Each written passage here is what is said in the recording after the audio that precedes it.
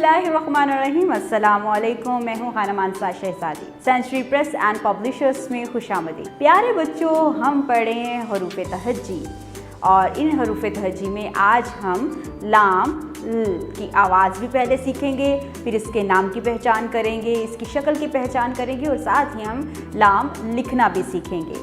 चलिए आए चलते हैं आज हम अपने सबक की तरफ। ये क्या है? लीमू।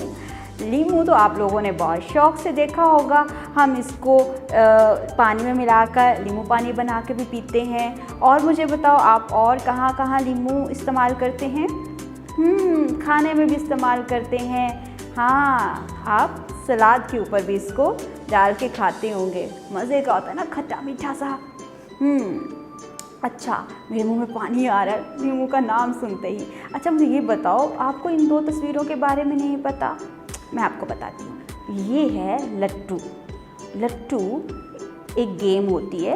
एक छोटा सा लट्टू होता है जो घूमता रहता है, ठीक है। इसके साथ बच्चे खेलते हैं बहुत शौक़ से। और काफ़ी जब हम लोग छोटे छोटे थे ना, तो तब गली में बच्चे इससे खेलते थे, ठीक है। अच्छा, ये पता है क्या है? ये कौन है?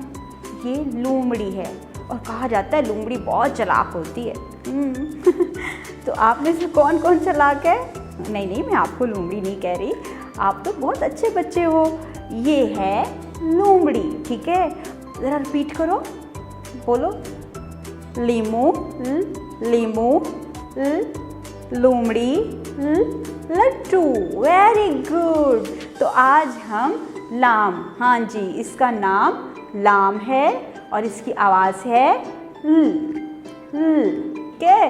तो ये आपने अच्छे तरीके से इसको याद करना है, ठीक है। अब आपने इसकी शक्ल देख ली, आपको ये लिखना आ सकता है? आपने इसकी शक्ल देख ली, क्या आप इसको लिख सकते हैं?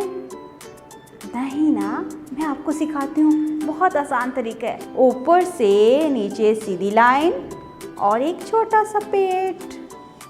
Very good. ऊपर से नीचे सीधी लाइन और एक छोटा सा पेट। ये क्या बन गया? लाम। अब हम इसकी लिखने की प्रैक्टिस करते हैं हवा में। ऐसे यहाँ भी लिखेंगे, ऐसे।